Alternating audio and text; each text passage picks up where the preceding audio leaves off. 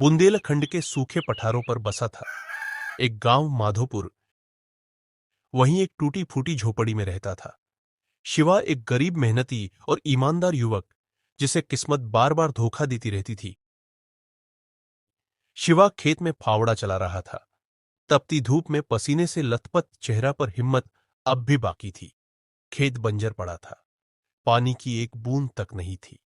इतनी मेहनत कर ली हमने, फिर भी हमारे खेतों में कुछ न उगरो। हमारी तकदीर तो ऐसो लगो है कि सच में पत्थरई पर लिखी गई है। तभी उसका दोस्त प्रीतम वहां आ पहुंचा। काहे रे शिवा, तू फिर से मिट्टी खोद रहा है? अरे हमने तो सुना है कि इस बार तो बीच से भी मना कर दिया कि भैया, हम इस मिट्टी पर ना हो गए हैं। हाँ अबे, तू भी ना शिवा सपनों की रोटी पर जिंदा है, कम से कम हम दिल तो जिंदा है। प्रीतम हंसते हुए वहां से चला गया। शाम को शिवा अपने घर लौट आया। उसकी मां मिट्टी के चूल्हे पर बैठी थी, पर चूल्हा ठंडा पड़ा था। बेटा, लगता है भगवान ने तेरी तकदीर बिना स्याही की कलम से लिखी है। ए अम्मा, तुम ही तो सिखाती हो कभी ना हार माननी चाहिए। पर बेटा, जब पेट भूखा हो और किस्मत अंधी, तब माँ का दिल कांप जाता है। अपने दिल को जरा थाम तो। अम्मा, तू देखना, जिस मिट्टी को सबने छोड़ा है ना, वहीं से हम एक दिन सोना उगाएंगे। हाँ, तेरा भरोसा अभी भी नहीं टूटा। हमारा भरोसा अभी न टूटो। अम्मा, तकदीर को हम नहीं चुन सकते, पर तकदीर से हारना भी तो जरूरी नहीं है ना। तू बस हमारा साथ दे अम्मा, फिर देख हम का कमाल करते हैं। देर बाद शिवा सो गया। अगली सुबह शिवा उठा और खेत जाने को तैयार होने लगा। तभी उसकी मां उससे बोली। बेटा, घर में लकड़ियां खत्म हो गई हैं। चूल्हा कैसे जलेगा? हाँ तो ठीक है अम्मा, हम जंगल से लकड़ियां लाए दे रहे, उसके बाद खेत चले जाएंगे। यह कहकर शिवा जंगल की ओर निकल पड़ा। वो आधे रास्ते पहुंचा ही था कि उसी रास्ते में उसके कोने में उसकी प्रेमिका वृंदा की आवाज टकराई। अरे शिवा, तुम यहाँ इस वक्त? तुम तो खेत में होते हो। आज जंगल क्यों जा रहे हो? आ वृंदा, अरे वो का है कि घर में लकड़ियां खत्म हो गई। खेत का काम हम बाद में करेंगे, पहले अम्मा के चूल्हे की चिंता तो दूर कर दें। कल दूसरे गांव से लड़के वाले आए थे मुझे देखने। सब देखकर चले भी गए। तुम अपनी माँ को पिताजी के पास भेज दो, वरना देर हो जाएगी। अब तुम हमारी हालत तो जानती हो वृंदा। गांव में हर कोई हमारी तकदीर का मजाक उड़ाता है। हम दिन रात मेहनत करते हैं, पर पता नहीं कहां से कोई ना कोई आफत आ ही जाती है। अरे यहां तक कि हमारी अम्मा भी हमारी तकदीर को कोसती हैं। अब बताओ, भला ऐसे में तुम्हारा हाथ मांगने की हिम्मत हम कहां से लेके आए? मैं रोज मंदिर में पूजा करके तुम्हारे लिए प्रार्थना करती हूँ। गांव वाले जो बोलते हैं वो उनकी मूर्खता है। इंसान की तकदीर से ज्यादा उसकी सोच मायने रखती है। तुम्हारी सोच साफ है, तुम्हारा दिल सच्चा है। एक दिन यही सोच तुम्हें बहुत आगे ले जाएगी। शिवा वृंदा के शब्दों ने शिवा के मन में एक हल्की सी उम्मीद की लौ जला दी। वृंदा घर लौट गई और शिवा जंगल की ओर बढ़ गया। पर इस बार उसके मन में कुछ और ही गहराइयां चल रही थी। अरे कभी भी कुछ ठीक काहे नहीं होता है? हमें समझ में नहीं आ रहा। मेहनत करता हूं, दुआएं भी मिलती हैं, अब फिर भी हर बार सब बिगड़ ही क्यों जाता है? नहीं आ रहा। गहरी सोच में डूबते हुए वो जंगल की ओर लकड़ियां लेने चल दिया। थोड़ी देर बाद उसने लकड़ियां बांधी और वापस गांव की ओर चल पड़ा। अरे ये कौन रास्ते पे आ गए? हम ये तो, अरे दादा रे, हम तो रास्ता ही भटक गए। शिवा जंगल के उस हिस्से में आज तक कभी नहीं आया था। तभी तेज बारिश शुरू हो गई। आहा, ये क्या मुसीबत है? अब बारिश भी की तलाश में इधर उधर भागने लगा। तभी उसकी नजर एक पुरानी वीरान हवेली पर पड़ी। हाँ, यह तो शायद वही हवेलियां हैं जिसके बारे में कहा जाता है कि यहां से तो अजीब अजीब आवाजें आती हैं। हे भगवान, ये तो बरसों से वीरान पड़ी है और बारिश के चक्कर में चल। भाई शिवा डरते डरते शिवा उस हवेली के नजदीक पहुंचा। बारिश भी तेज थी और भूख की ज्वाला भी बढ़ रही थी। हाँ, बस कुछ देर हम बैठेंगे, उसके बाद बारिश रुकते ही यहां से रफू चक्कर। पर जैसे ही उसने कदम अंदर रखा, उसकी आंखें फटी की फटी रह गई। अंदर का दृश्य वैसा नहीं था जैसा बाहर से लगता था। हवेली भीतर से टूटी फूटी नहीं, बल्कि किसी पुराने राजा की तरह सजी हुई थी। कमरे के बीचों बीच रखी एक बेशकीमती बंदूक। हे, ये कैसे हो सकता है बाहर से? यह हवेली तो एकदम खंडहर जैसी, और अंदर ओसे किसी राजा के महल जैसी। शिवा अब भूल चुका था कि वो रास्ता भटक गया था। तभी शिवा की नजर एक कमरे की ओर चली गई, जहां से कुछ आवाजें आ रही थी। शिवा उस कमरे की ओर बढ़ गया। दृश्य देखकर वो बुरी तरह चौंक गया है। जो का है, एक बड़े से पिंजरे में तोता बंद है, और ऊ के बगल में एक खोटे से बंधा एक गधा भी है। तोता और गधा संगे संगे, बड़ी विचित्र बात है। ई वीरान हवेली में ये तोता और गधा का कर रहे ए तोता तो देख के ऐसा लगो है कि जैसे रोज खाता पीता है, और ये गधा तो ऐसा लग रहा है जैसे अबई अबई बांधा गया है। इसका मतलब क्या कोई इस हवेली में रहता है? तभी तोता शिव को देखकर इंसानी आवाज में बोल पड़ा। आखिरकार तू आ ही गया शिवा, लेकिन तूने आने में देर कर दी तभी।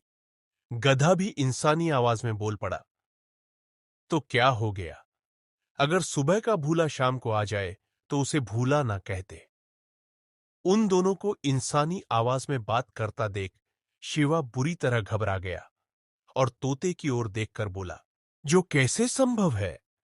तुम तो एक तोता हो, तुम इंसानों की भाषा में कैसे बात कर सकते हो? और जी गधा भी, यह कैसे इंसानों की भाषा में बात कर रहा है? शिवा की बात सुनकर तोता हंस हंसते हुए बोला, हम दोनों इंसानों की भाषा में क्यों और कैसे बात कर रहे हैं, इसका रहस्य तुझे कुछ देर बाद में पता लग जाएगा। हम ये तुझे अभी नहीं बता सकते, पर इतना जरूर बता सकते हैं कि हम दोनों को एक वरदान प्राप्त है। इस हवेली में कोई नहीं आता। तू पहला मनुष्य है जो यहां आया है। तभी गधा हंसते हुए शिवा से बोला, तू बड़ा तकदीर वाला भी है। यह सुनकर शिवा चौंक गया। तोता शिवा से बोला, मेरे दोस्त डर मत, हम तेरा कोई नुकसान नहीं करेंगे। अब मेरी बात ध्यान से सुन। मुझे वरदान मिला है कि मैं इंसान को सही राह दिखा सकता हूं, और मेरे दोस्त गधे को वरदान मिला है कि वह इंसान को विनाश की राह दिखा सकता है। यह सुनकर शिवा चौंक गया और बोला, है का मतलब? तभी गधा इंसानी आवाज में बोला, अरे भाई, मतलब यह है कि हम किस्मत तो नहीं लिखते, पर हम ऐसे मौके जरूर दिखाते हैं जिससे किस्मत बनाई जा सकती है। एक राह भलाई की और एक राह बर्बादी की। जो तू चुनेगा उसी से तेरी किस्मत बनेगी। शिवा हैरानी से उन दोनों को देखने लगा और बोला, हां, तुम्हारी कुछ कुछ बातें तो समझ में आ रही, और कुछ तो बिल्कुल ही ना आ रही। तभी तोता शिवा से बोला, हम समझाते हैं, देखो, आज पूर्णिमा है, और हर पूर्णिमा की रात को हम दोनों तुझे एक एक रास्ता दिखाएंगे। तू जो चुनेगा वही तेरी दिशा तय करेगा। अगर मैं तुझे अच्छाई का रास्ता दिखाऊंगा, तो यह गधा तुझे उसी रास्ते पर चलते हुए उसका विपरीत परिणाम भी दिखाएगा। परिणाम विपरीत होगा, और तेरे लिए वह परिणाम बुरा भी हो सकता है, और तेरा चुनाव ही तेरी किस्मत तय करेगा। अगर तू सही चुनाव करेगा तो विश्वास कर, तेरी तकदीर के सितारे पलट जाएंगे। शिवा गहरी सोच में डूब गया। कुछ देर बाद उसने कहा, हां तो ठीक है, हम तैयार हैं, चलो। तोता बोला, तो फिर जा। तेरे गांव में एक बहुत पुराना कुआं है ना? हाँ हाँ हाँ, साहूकार के खेत में एक बहुत पुराना कुआं है, लेकिन वो खेत तो बंजर है और वो कुआं भी सूखा पड़ा है। ना तो वो खेत किसी काम आ रहा है, और ना वो कुआं। अरे, बल्कि हमारे गांव के लोग तो उधर झांकने भी ना जाते।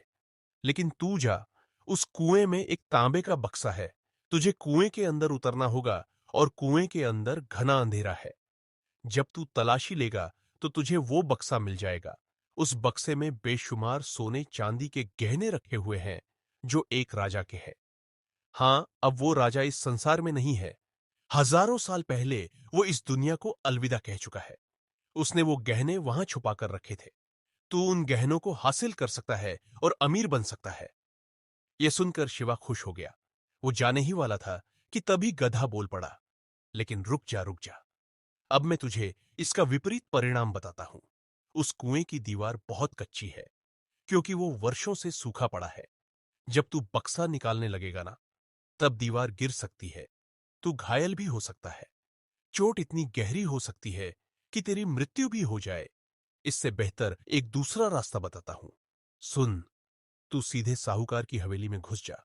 वहां एक कक्ष है जिसे साहूकार बंद नहीं रखता, लेकिन उस कक्ष में बहुत सारा सोना चांदी रखा हुआ है। इस रहस्य को केवल साहूकार जानता है। तू चोरी कर ले, किसी को शक भी नहीं होगा। उस कमरे में भी बहुत अधिक सोने और चांदी के गहने रखे हुए हैं। शिवा गहरी सोच में डूब गया और बोला, हम तो यहां से अभी जा रहे फैसला। हम बाद में करेंगे। अगली पूर्णिमा को फिर से आऊंगा। चलो भाई। रुको रुको, जाने से पहले एक बात याद रखना। शिवा, हम दोनों के रहस्य को तुम बाहर किसी को नहीं बताओगे, नहीं तो अगली पूर्णिमा की रात तुम चाहकर भी इस हवेली की ओर आ नहीं पाओगे। तुम्हें यह हवेली दिखाई नहीं देगी। हां। शिवा सीधे साहूकार के बंजर खेत की ओर चला गया। खेत की ओर जाते हुए वो बड़बड़ाने लगा, हमें तो लग रहा है कि इस बार वाकई में हमारी तकदीर बदलने वाली है। शिवा उस कुएं के पास पहुंच गया और कुएं में उतर गया। उसे वह तांबे का बक्सा मिल गया। शिवा बक्से को लेकर कुएं से बाहर आ गया और रात के अंधेरे में अपने घर की ओर चल पड़ा। घर पहुंचकर उसने वो बक्सा खोला तो उसमें बेशुमार गहने देखकर उसकी मां चौंक गई। इतने सारे सोने के गहने तेरे पास कहाँ से आए? अरे अम्मा, बस समझ लो, यही हमारी तकदीर में लिखा था। और अम्मा, विश्वास करो, तुम्हारा बेटा कभी चोरी ना कर सकता। शिवा की मां भावुक हो गई और बोली। मुझे पूरा विश्वास है तू कोई गलत काम नहीं कर सकता। के बाद से शिवा की तकदीर बदल गई। उसकी झोपड़ी अच्छे मकान में बदल गई। उसने खेती छोड़कर व्यापार करना शुरू कर दिया और देखते ही देखते वो धनवान बन गया। अरे भाई शिवा, तो अब तकदीर वाला बन गया रे। जैसी तकदीर पलटी है वैसी शायद किसी की पलटे। वही गांव जो कभी उसका उपहास करता था, अब उसे सम्मान की दृष्टि से देखने लगा। कुछ समय बाद गांव का मुखिया स्वयं उसके घर आया। प्रणाम माताजी, प्रणाम। अब अगर आपकी अनुमति हो तो मैं अपनी पुत्री वृंदा का विवाह शिवा से करना चाहता हूं। यह हमारे लिए सौभाग्य की बात होगी। हर पिता यही तो चाहता है कि उसकी पुत्री किसी तकदीर वाले के साथ ब्याही जाए। शिवा मुस्कुरा दिया, मन ही मन सोचने लगा, हां, तकदीर भी कैसो कसो खेल दिखा रही। जो कभी मेरा नाम नहीं सुनना चाहता था, वो आज अपनी बेटी का हाथ मेरे हाथ में देना चाहता है। दिनों में पास के मंदिर में विवाह संपन्न हो गया। वृंदा शिवा की अर्धांगिनी। विवाह के कुछ दिनों बाद वृंदा शिवा से बोली, शिवा, तुम अचानक इतने धनवान कैसे बन गए? नाना वृंदा, हम तुझे चाह कर भी नहीं बता सकते।